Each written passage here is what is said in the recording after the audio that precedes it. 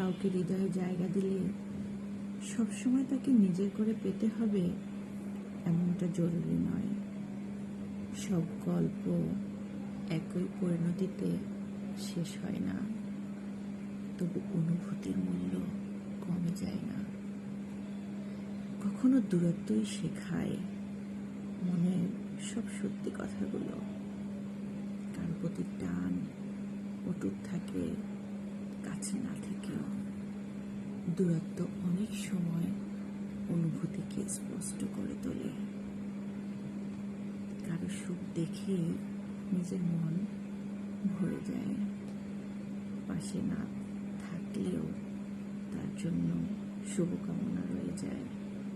কারণ কিছু সম্পর্ক শুধু মনের মধ্যেই সুন্দর থাকে।